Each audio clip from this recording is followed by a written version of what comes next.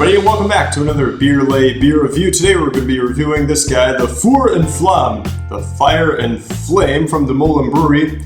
That sounds more like a bean burrito name than a beer, name of a beer. It says it's an IPA-ish, and this is from a Dutch brewery, so I'm kind of hoping this isn't a blonde that's just been, dry hop to hell or something like that. Not my favorite style. We're going to test it out, because that's really the only way you're going to know that. We're also going to just completely gloss over the fact that this is my first video in about the Vuur and Vlam from the Molen today on Beer Lay.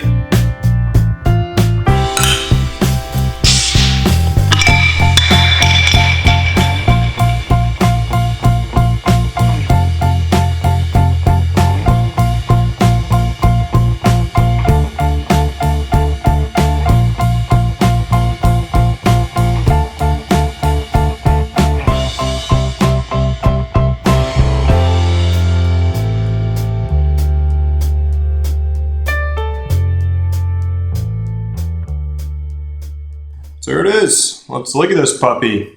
First thing right off the bat, you're probably going to notice it's a little bit foamy. Can't remember how long this thing's been sitting in my refrigerator, but it's been a little while. The color, very kind of like golden amber.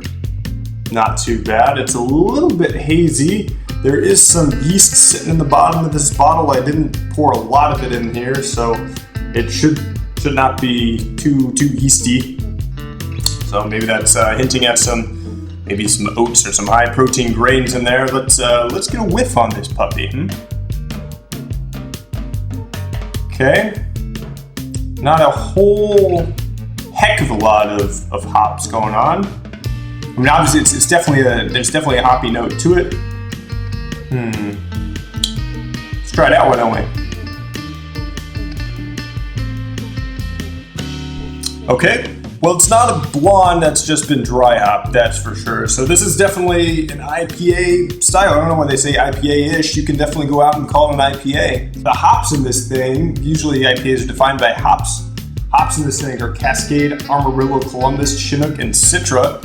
All of those are American style hops, so you're gonna get more of that kind of American IPA type of a flavor. This beer is a little bit older. It was bottled over a year ago. So the hop flavors are probably going to die down a little bit. Yeah, with time you're not getting a lot of those fruity and really citrusy grapefruit type of flavors. Getting more earthy notes, more kind of like stone fruits and peach a little bit.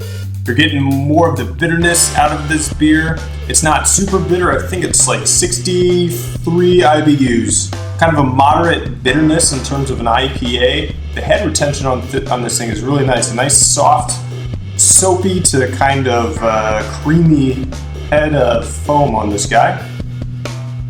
Could only imagine if this thing were a little bit fresher, you'd be getting a lot more of those aromatic kind of hop aromas, as well as a lot of that more lighter, fruity, flowery type of hop flavors out of this thing.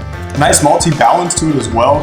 It's not overly hoppy, not overly malty. It's very nice, fairly nicely balanced, and none of that like Belgian yeast flavor. So a beer coming out of the Netherlands that's not got that Belgian yeast kind of a flavor to it's actually kind of refreshing, because it's just not my favorite, All right, so let's look at some of the stats on this thing.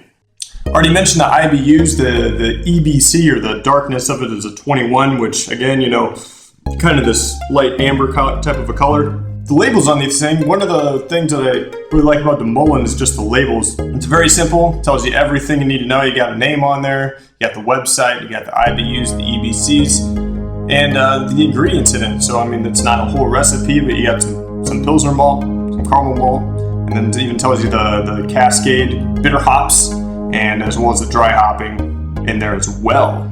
So yeah, kind of a cool label design, very simple, but also very kind of catching just because of its simplicity. It's simple.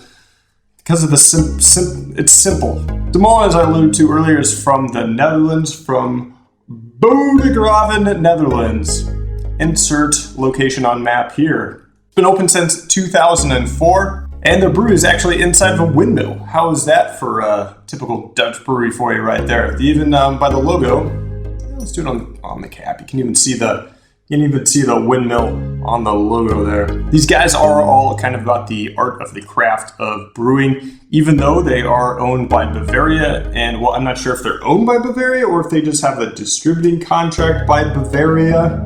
Nonetheless, on the front of their homepage of their website, they have the 4 sales of the brewery, and one of them is to always try and be ambassador for the craft style beer scene, which in our opinion is quantity and diversity above all else. So I think these guys, even though they're at least using the Bavaria distribution chains, they're still trying to keep the heart and the passion and the quality of craft brewing.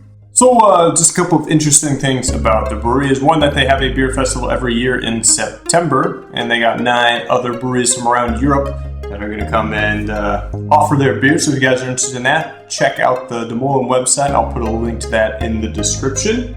Another thing about Molen is that these guys are really kind of experimental and want to try things out and are down to collaborate with other breweries. So you oftentimes see Molen logos on other breweries' beer just because they've been collaborating with them.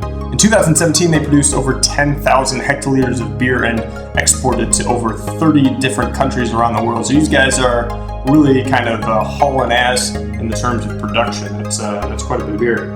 Well, ladies and gentlemen, boys and girls of age, we're getting down to the end of this guy. What's it called? Fire and the Flame.